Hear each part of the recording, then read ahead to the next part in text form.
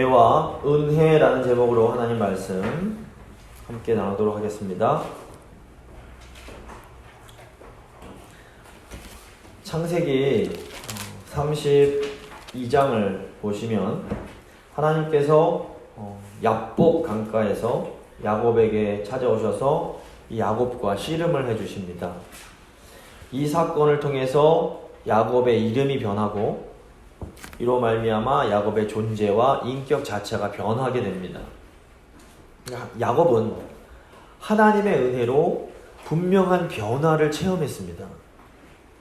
하지만 야곱이 변화되었다고 야곱이 완벽한 사람이 된 것은 아니었습니다. 오늘 본문 보시면 야곱과 야곱의 자녀들이 다 죄를 짓습니다. 죄는 언제나 하나님의 약속이 이루어지는 것을 방해합니다. 하지만 하나님은 결국 이런 모든 것들을 극복하시고 하나님의 약속을 성취해 가십니다. 오늘 본문 보시면 우리 성도인 우리가 지을 수 있는 세 가지 죄가 무엇인지를 우리가 보여줍니다. 그리고 하나님께서 이 죄들을 어떻게 극복해 가시는지를 저희가 보게 됩니다. 세 부분 나와서 오늘 본문 살펴볼 텐데, 첫 번째 잘못된 욕망, 두 번째 두려움, 세 번째 인간적인 방법입니다. 저희가 지을 수 있는 세 가지 죄: 잘못된 욕망, 두려움, 인간적인 방법. 첫 번째 잘못된 욕망입니다. 성도의 잘못된 욕망은 하나님의 약속이 이루어지는데 큰 위협이 됩니다. 1절 보시면 레아가 야곱에게 낳은 딸 디나가 그 땅의 딸들을 보러 나갔더니 라고 되어 있습니다. 야곱의 딸인 디나가 그 땅의 딸들을 보러 갑니다. 근데 여기서 그 땅의 딸들이란 표현이 성경에서 굉장히 부정적인 표현임을 저희가 주목해야 합니다.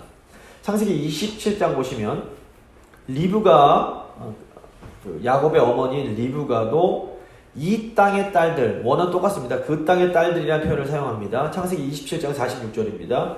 리브가가 이삭에게 이르되 내가 햇사람의 딸들로 말미암아 내 삶이 싫어졌거늘 야곱이 만일 이 땅의 딸들 곧 그들과 같은 햇사람의 딸들 중에서 아내를 맞이하면 내 삶이 내게 무슨 재미가 있으리이까. 야곱이 고향을 떠나서 외삼촌 라반이 있는 곳으로 가야 했던 데는 두 가지 이유가 있었습니다. 첫째는 야곱이 형의 그 축복을 빼앗았기 때문에 형 에서가 야곱을 죽이려 했기 때문입니다. 그런데 두 번째 이유가 있습니다. 이서와 리브가가 아들 야곱을 그 땅의 딸들과 결혼시키고 싶지가 않았던 겁니다.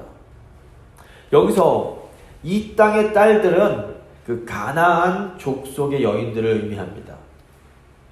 창세기 24장을 보시면 아브라함도 아들 이삭을 가나안 족속의 여인들과 결혼시키고 싶어 하지 않습니다. 창세기 24장 3절 4절입니다. 아브라함이 종에게 이렇게 말합니다. 너는 내가 거주하는 이 지방 가나안 족속의 딸 중에서 내 아들을 위하여 아내를 택하지 말고 내 고향 내 족속에게로 가서 내 아들 이삭을 위하여 아내를 택하라. 이 아브라함과 또 이삭은 왜 가나안 족속의 딸들을 며느리로 드리는 것을 그토록 싫어했던 것일까요? 이 고대의 결혼은 현대의 결혼과는 전혀 다른 의미가 있었습니다. 오늘 본문 22절에서 창세기 34장 22절 보시면 히위 족속들이 하는 말을 보면 이 고대의 결혼의 의미를 저희가 알 수가 있습니다. 창세기 34장 22절입니다. 그러나 우리 중에 모든 남자가 그들의 할례를 받은 같이 할례를 받아야 그 사람들이 우리와 함께 거주하여 한 민족 되기를 허락할 것이라. 무슨 말입니까? 고대의 결혼은 개인과 개인의 결합이 아니라 가족과 가족 간의 결합, 나아가 부족과 부족 간의 결합이었던 겁니다. 그러니까 당시 가나안 족속들은 우상을 섬기는 사람들이었습니다. 따라서 가나안 족속 사람들과 자식을 결혼시키는 것은 그들이 섬기는 우상을 받아들이는 것을 의미했습니다.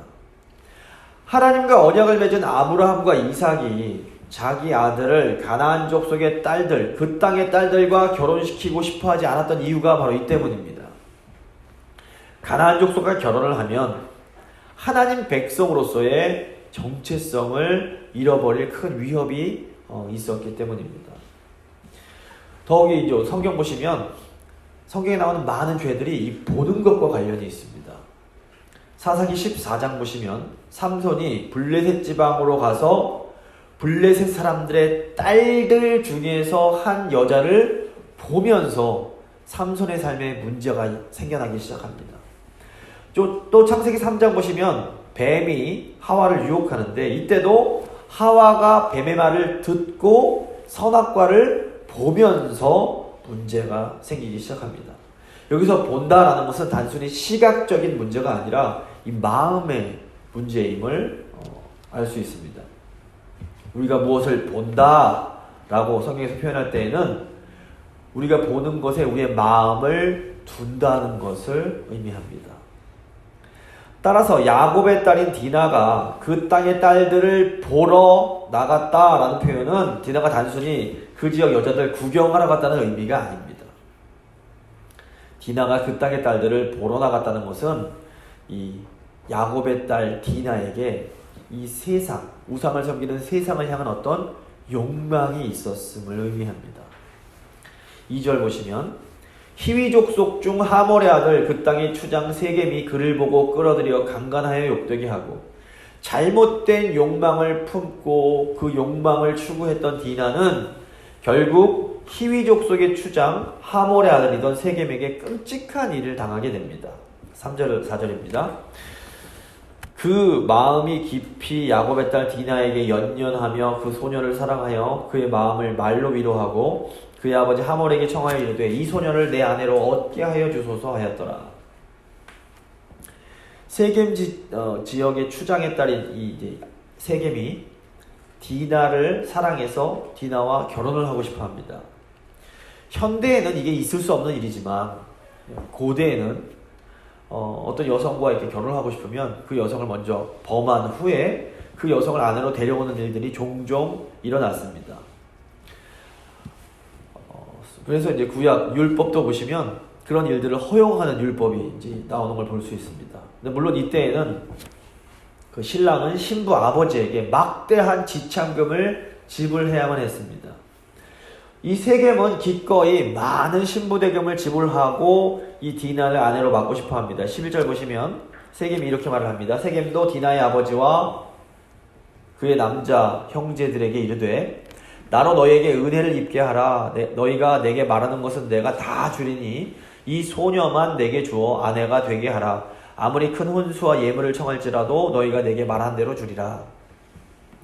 그런데 이 디나를 세겜에게 시집을 보내는 것은 야곱의 가문이 이 히위족 속에 섬기는 우상을 받아들이는 것을 의미했기 때문에 이 일은 하나님께서 야곱에게 주신 그 약속에 아주 심각한 위협이 될 수 있었습니다. 어쩌면 이 디나는 가나안 딸들의 삶이 부러웠을지 모르겠습니다. 더 자유로운 것 같고 더 멋도 막 부리는 것 같고 하지만 디나는 이 잘못된 욕망 때문에 개인적으로도 끔찍한 일을 당했을 뿐 아니라 하나님의 약속에도 큰 위협을 주게 됩니다. 그러니까 우리가 잘못된 것을 욕망할 때에 그것은 우리 개인에게 끔찍한 결과를 가져올 수 있습니다. 나아가 우리가 이 잘못된 세상 것을 욕망하다 보면 그것은 하나님의 약속을 무너뜨리고 싶어하는 마귀에게 절호의 기회를 주게 됩니다. 이 세상을 살아가는 성도의 삶은 가나안 땅을 살아가는 이 야곱의 가족들의 삶과 비슷합니다. 이 세상을 살아가는 성도들의 삶에도 언제나 이런 위험이 있습니다. 세상 사람들의 삶을 보면 왠지 예수님을 믿는 우리 삶보다 더 행복하게 보이고 더 잘 사는 것처럼 보일 때가 있습니다. 하지만 조금 더 자세히 들여다보면 예수님을 알지 못하는 분들의 삶에는 그 마음권에 결코 참된 평안이 없음을 저희가 알게 됩니다. 우리 마음을 채워주는 진정한 평안은 오직 예수 그리스도 안에서만 얻을 수가 있습니다. 시편 기자는 하나님 제발 제가 허탄한 것을 이 세상 것들을 보지 않을 수 있도록 해달라고 기도를 합니다. 시편 119편 37편입니다. 내 눈을 돌이켜 허탄한 것을 보지 말게 하시고 주의 길에서 나를 살아나게 하소서. 우리 오늘날 이 성도의 기도가 바로 이 시편 기자의 기도가 되어야 됩니다. 두 번째, 두려움입니다. 성도가 갖는 두려움은 때로 하나님의 뜻을 행하지 못하게 만듭니다. 5절 보시면 야곱이 그 딸 디나를 그가 더럽혔다 함을 들었으나 자기의 아들들이 들에서 목축함으로 그들이 돌아오기까지 잠잠하였고, 아버지 야곱은 딸 디나가 강간을 당했다는 소식을 듣고도 어떻게 합니까? 잠잠합니다. 왜 야곱이 아무 일도 하지 않고 가만히 있었던 것일까요? 야곱이 이렇게 가만히 있었던 것은 생존에 대한 두려움 때문이었습니다. 30절 보시면 야곱이 가나안에 살고 있는 사람들을 두려워했음을 보게 됩니다. 30절 나는 수가 적은즉 그들이 모여 나를 치고 나를 죽이리니 그러면 나와 내 집이 멸망하리라. 야곱이 이렇게 말을 합니다. 근데 하나님께서 아브라함을 부르신 목적은 의와 공도를 행하는 것이었습니다. 창세기 18장 19절입니다. 내가 그로 그 자식과 건속에게 명하여 여호와의 도를 지켜 의와 공도를 행하게 하려고 그를 택하였나니 이는 나 여호와가 아브라함에게 대하여 말한 일을 이루려 함이니라. 하나님의 백성들, 언약 백성들의 사명은 여호와의 도를 지키며 의와 공도, 즉 정의를 실행하는 거였습니다. 그런데 야곱이 지금 두려움 때문에 딸이 당한 불의에 침묵함으로 하나님의 뜻을 행하지 못하고 있습니다. 근데 이 때문에 이 야곱의 집안에는 더 큰 환란이 찾아오게 됩니다. 7절 야곱의 아들들은 들에서 이를 듣고 돌아와서 그들 모두가 근심하고 심히 노하였으니 이는 세겜이 야곱의 딸을 강간하여 이스라엘에게 부끄러운 일 곧 행하지 못할 일을 행하였음이더라. 여기서 이스라엘이 이제 야곱을 말합니다. 야곱의 아들들은 분노하고 더 근심하는데 이것은 아버지가 아무 일도 하지 않으시기 때문에 그렇습니다. 야곱의 아들들은 만약에 아버지가 여동생을 위하여 아무 일도 하지 않으신다면 우리라도 나서서 디나를 위해서 행동해야겠다라는 생각을 하게 됩니다. 결국 디나의 친오빠들인 시몬과 레위는 디나를 욕보인 히위 족속의 남자들을 다 죽여버리는 끔찍한 범죄를 저지르게 됩니다. 구약을 보시면 저희가 이제 지난주 성경 공부 시간에도 한번 다뤘는데 이 다윗 가정에도 이와 굉장히 비슷한 일이 일어납니다.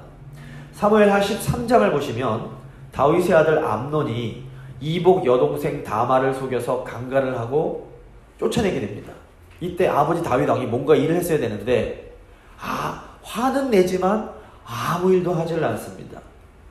정의를 바로 세워야 할 그 왕의 책임을 다윗이 회피할 때에 결국 어떤 일이 이 가문 가운데 일어납니까? 이 강간을 당한 다말의 친오빠인 압살롬이 암논을 죽이고 결국에는 아버지 다윗에게 대항해서 반역까지 일으키는 일이 일어나게 됩니다.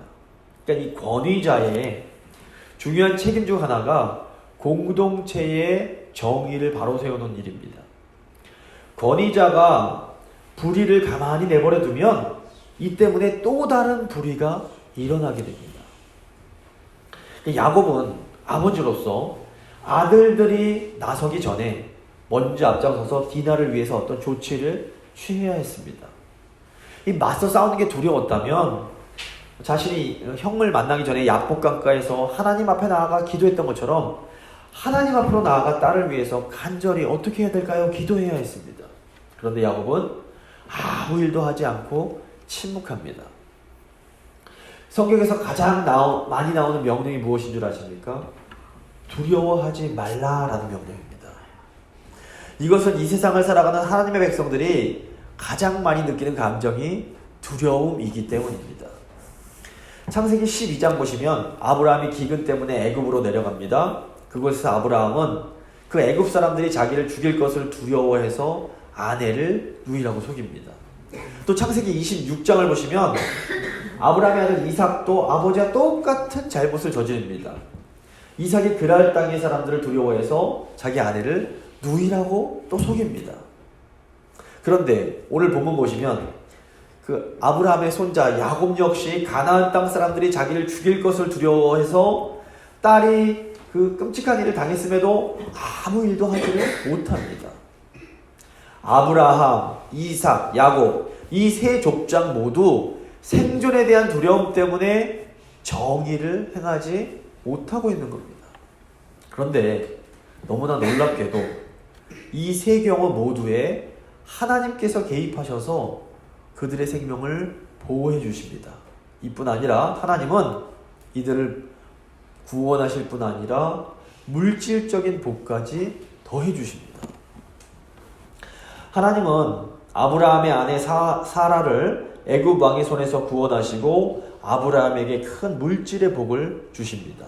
또 하나님은 그랄 왕을 통해서 이삭을 보호하시고 이삭이 큰 부자가 되게 하십니다. 또 창세기 35장 보시면 하나님은 가나안 사람들이 야곱을 두려워하게 만드심으로 야곱을 보호해 주십니다. 그런데 이것이 끝이 아닙니다. 이 하나님의 놀라운 구원의 은혜를 경험한 족장들은 점점 용감해지게 됩니다. 그래서 결국에는 하나님의 뜻을 행하는 사람들로 변하게 됩니다. 하나님의 은혜를 경험한 아브라함은 조카 롯이 동방의 왕들에게 잡혀갔을 때에 집에서 훈련시킨 318명을 데리고 가서 용감하게 그를 구해옵니다.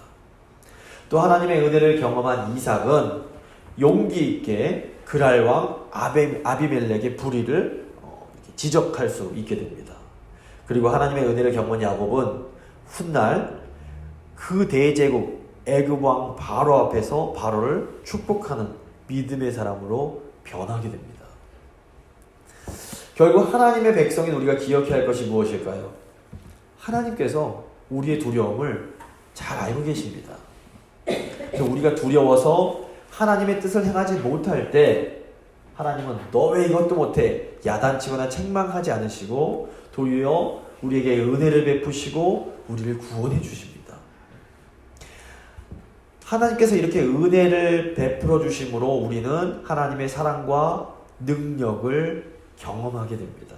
우리가 하나님의 은혜와 사랑을 더 많이 경험할수록 우리는 결국에는 점점 더 용감하게 되고 하나님의 뜻을 행하는 사람으로 변해가게 되는 것입니다. 세 번째, 인간적인 방법입니다. 성도가 인간적인 방법을 사용해서 하나님의 뜻을 이루려고 하면 공동체에 큰 위기가 찾아오게 됩니다. 오늘 저희가 읽지 않았지만 19절 이하를 보시면 야곱의 아들들은 여동생이 당한 일을 복수하여 정의를 실행하겠다라는 명분하에 굉장히 잔인하고 인간적인 방법을 사용해서 세겜 족속을 진멸합니다. 세겜 땅의 세력가였던 하몰은 야곱과 아들들에게 디나를 며느리로 달라고 요청하면서 자신의 부족들과 야곱 부족 간에 통혼을 하자고 제안을 합니다. 또 디나를 사랑했던 세겜도 원하는 것은 다 줄 테니 디나와 결혼만 시켜달라고 이렇게 간청을 하게 됩니다. 하지만 야곱의 아들들은 처음부터 동생 디나를 세겜에게 아내로 줄 마음이 없었습니다. 13절 보시면 야곱의 아들들이 세겜과 그의 아버지 하몰에게 속여 대답하였으니 이는 세겜이 그 누이 디나를 더럽혔습니다. 야곱의 아들들은 하몰과 세겜을 속여서 그 히위 족속이 할례를 받으면 이 세겜에게 디나를 주고 또 히위 족속과 통혼하면서 한 민족이 되겠다라고 약속을 합니다.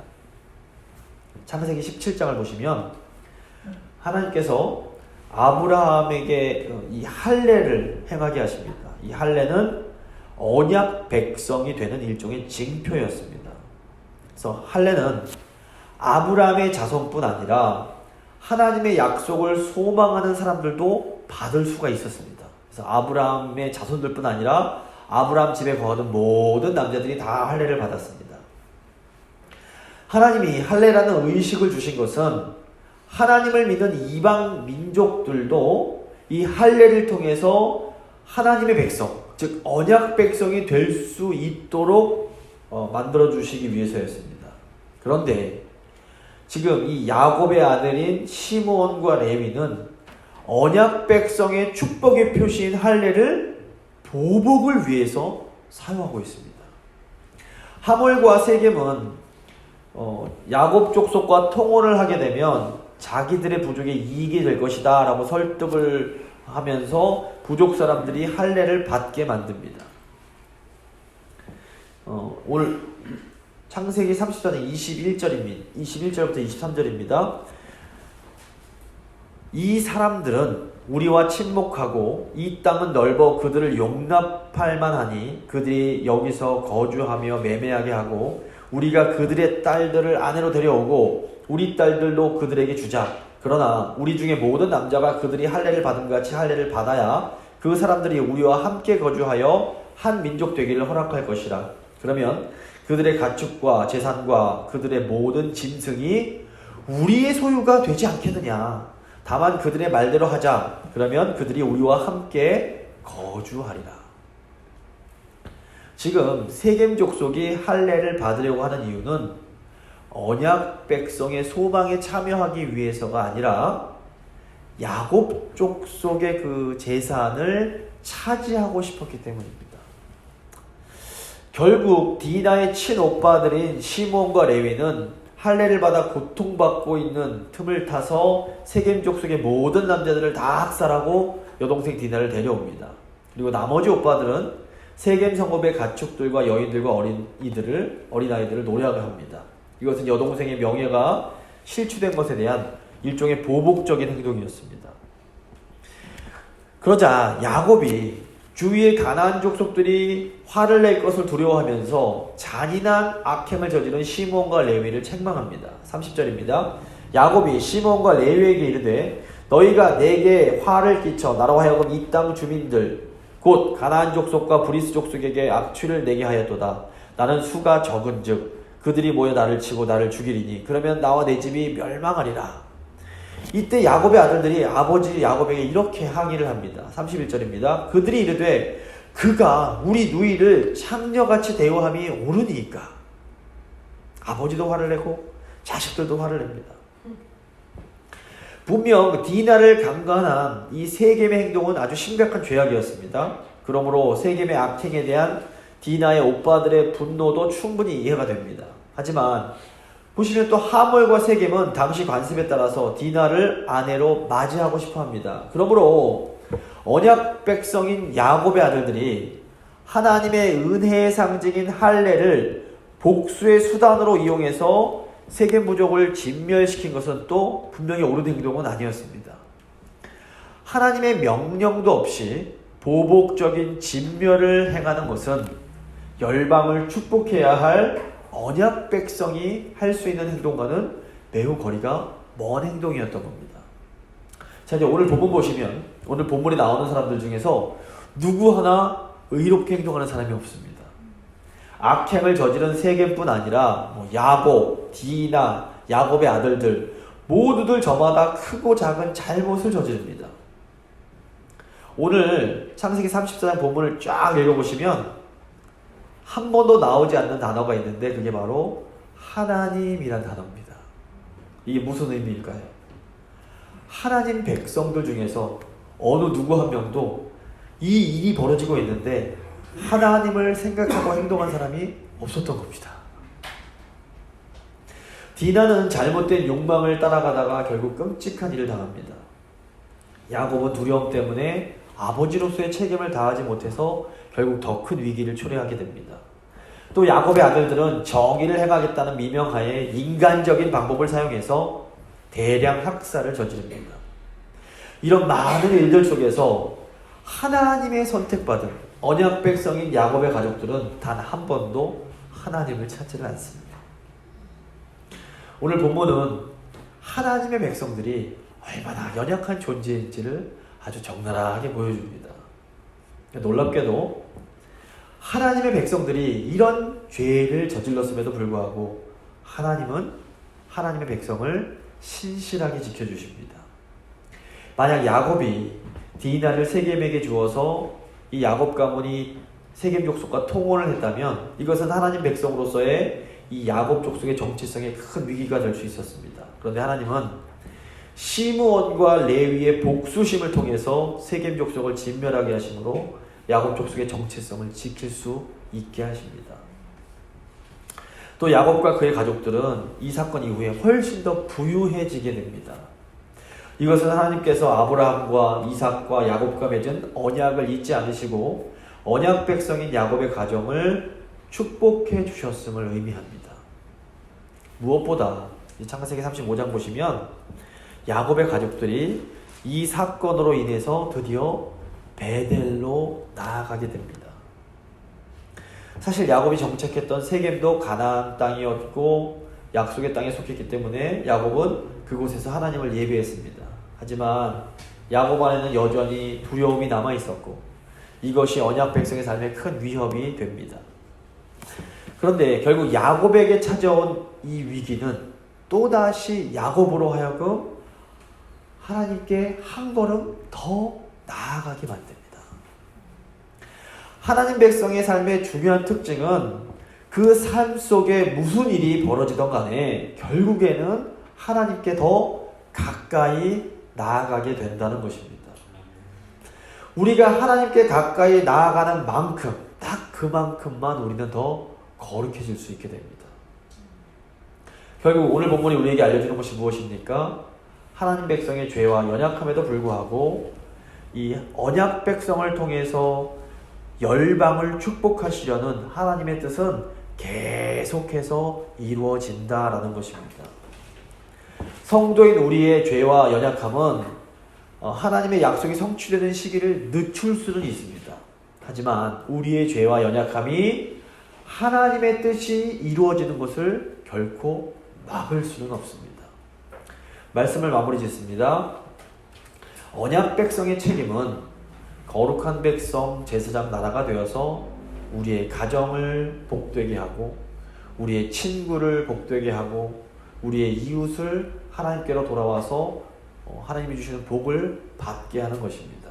그런데 문제는 이 사명을 성취해야 할 우리가 온전하지 못하다는 것입니다. 우리 안에는 여전히 온갖 부족함과 연약함이 존재합니다. 우리는 그래서 때로 잘못된 것을 욕망하기도 하고 생존의 두려움에 사로잡히기도 하고 또 때로는 인간적인 방법으로 하나님의 뜻을 이루고 싶어 하기도 합니다. 하지만 우리의 이런 연약함에도 불구하고 하나님은 계속해서 우리에게 은혜를 베푸시고 우리를 거룩하게 만들어 가심으로 하나님의 뜻을 이루어내십니다. 믿음은 이 하나님의 상상할 수 없는 은혜를 감사함으로 내 것으로 받아들이는 것입니다. 믿음으로 이 하나님의 은혜를 받아 누리시는 귀한 성도님들 되실 수 있기를 간절히 소망합니다.